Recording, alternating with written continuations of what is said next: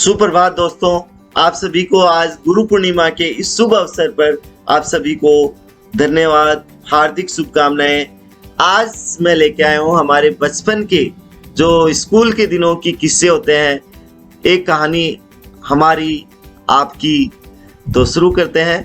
बचपन में स्कूल के दिनों में क्लास के दौरान शिक्षक द्वारा पेन मांगते ही हम बच्चों के बीच रॉकेट गति से गिरते पड़ते सबसे पहले उनकी टेबल तक पहुंचकर पेन देने की जो अघोषित प्रतियोगिता होती थी, बड़े दिलचस्प थी।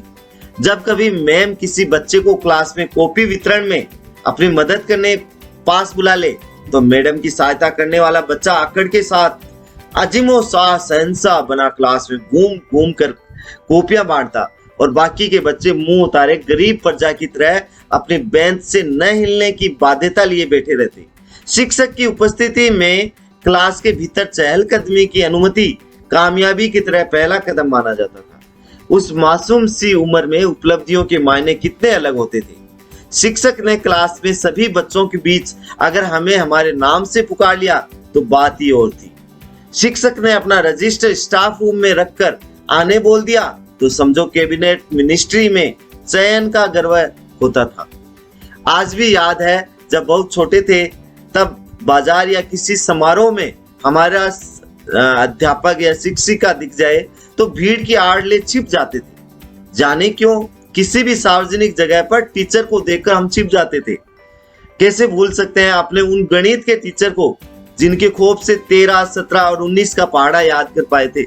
कैसे भूल सकते हैं उन हिंदी के शिक्षक को जिनके आवेदन पत्रों से गूढ़ ज्ञान मिला कि बुखार नहीं, जवर पीड़ित होने के साथ विनम्र निवेदन कहने के बाद ही 3 दिन का अवकाश मिल सकता था। वो शिक्षक तो आपको बहुत ही अच्छे से याद होंगे जिन्होंने आपकी क्लास को स्कूल की सबसे शैतान क्लास की उपाधि से नवाजा था।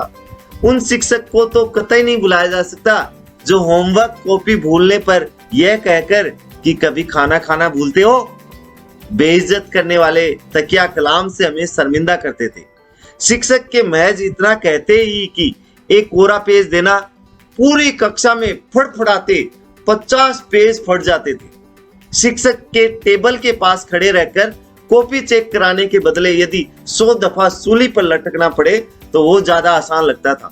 क्लास में शिक्षक के प्रश्न पूछने पर उत्तर याद न आने पर कुछ लड़के लड़कियों के हाव भाव ऐसे होते थे कि उत्तर तो जुबान पर रखा है, बस जरा सा छोर या हाथ नहीं आ रहा है।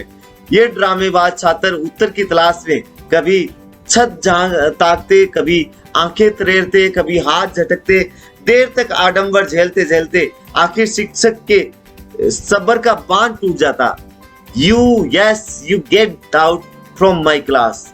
सुबह की प्रार्थना में जब हम दौड़ते भागते देर से पहुंचते तो हमारे शिक्षकों को रत्ती भर भी अंदाजा न होता कि हम साथी छात्रों का ध्यान प्रार्थना में कम और आज के सौभाग्य से कौन शिक्षक वो अनुपस्थित है के मुआयने में ज्यादा रहता था। आपको भी वो शिक्षक याद है जिन्होंने ज्यादा बात करने वाले दोस्तों की जगह बदल उनकी दोस्ती कमजोर करने की साजिश की थी? मैं आज ही दावा कर सकता हूं कि 1 या 2 शिक्षक शर्तिया ऐसे होते हैं जिनके सिर के पीछे की तरफ उद्देश्य नेत्र का वरदान मिलता है। ये शिक्षक ब्लैक बोर्ड में लिखने में व्यस्त रहकर भी चित्ते की फुर्ती से पलटकर कौन बात कर रहा है का सटीक अंदाजा लगाते थे। वो शिक्षक याद आए या न आए जो चाक का उपयोग लिखने में कम और बात करते बच्चों पर भाला फेंक शैली में ज्यादा लाते। हर क्लास में एक ना एक बच्चा होता ही था जिसे अपनी बुद्धिमत्ता का प्रदर्शन करने में विशेष महारत होती थी और ये प्रश्न पत्र थामे एक अदा से खड़े होते थे। Ma'am, I have a doubt in question number 11। हमें डेफिनेशन के साथ उदाहरण भी देना है क्या? उस इंटेलिजेंस की शक्ल देख खून खोलता।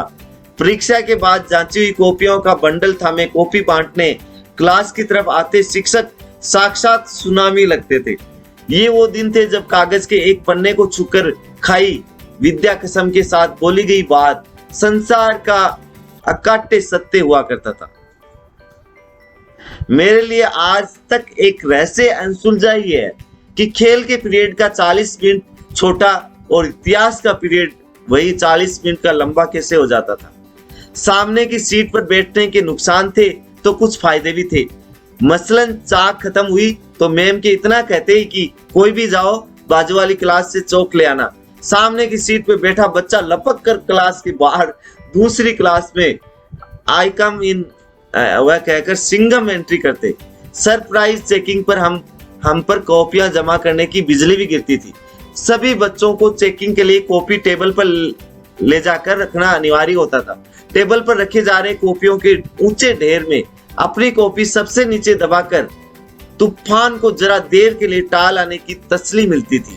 वो निर्दयी शिक्षक जो पीरियड खत्म होने के बाद का 5 मिनट पढ़ाकर हमारे लंच ब्रेक को छोटा कर देते थे।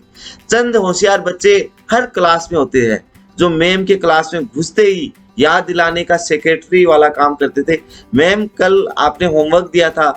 जी मैं आता था इस आइंस्टीन की औलाद को डंडों से धुन दूं। तमाम शरारतों के बावजूद ये बात सौ आने सही है कि बरसों बाद उन शिक्षक के प्रति स्नेह और सम्मान बढ़ जाता है।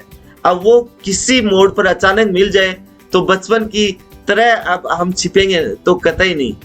आज भी जब हम अपने विद्यालय या महाविद्यालय की बिल्डिंग के सामने से गुजरता हूँ तो लगता है कि एक दिन था जब ये बिल्डिंग मेरे जीवन का अभिन्न हिस्सा थी। अब उस बिल्डिंग में न मेरे दोस्त हैं न हमको पढ़ाने वाले वो शिक्षक। बच्चों को लेट एंट्री से रोकने गेट बंद करते स्टाफ भी नहीं दिखते, जिन्हें देखते ही हम दूर से चिल्लाते थे गेट मत बंद करो भैया प्लीज। वो बूढ़े से बाबा भी नहीं है जो मैम से हस्ताक्षर लेने जब लाल रजिस्टर के साथ हमारी क्लास में घुसते तो बच्चों में खुशी की लहर छा जाती। कल छुट्टी है। अब विद्यालय के सामने से निकलने से एक टीस सी उठती है जैसे मेरी कोई बहुत अजीब चीज छिन गई है। आज भी जब उस इमारत के सामने से निकलता हूँ तो पुरानी यादों में खो जाता हूँ। स्कूल कॉलेज की शिक्षा पूरी होते ही व्यवहारिकता के कठोर धरातल में अपने उत्तरदायित्वों को निभाते हुए दूसरे शहरों में रोजगार का पीछा करते, दुनियादारी से दो चार होते, जिम्मेदारियों को ढोते हमारा संपर्क उन सबसे टूट जाता है जिनसे मिले मार्गदर्शन, स्नेह, अनुशासन, ज्ञान, ईमानदारी, परिश्रम की सीख और लगाव की असंख्य कोहिनूर यादें किताब में दबे मोरपंख सी साफ होती है जब चाहा खोलकर हम उस मखमली एहसास को छू लिया। तो दोस्तों आपको किस्से पसंद आए होंगे, सबके जीवन में किस्से जरूर हुए होंगे। तो एक बार फिर से आप सभी को गुरु पूर्णिमा के इस शुभ अवसर पर हार्दिक शुभकामनाएं। धन्यवाद।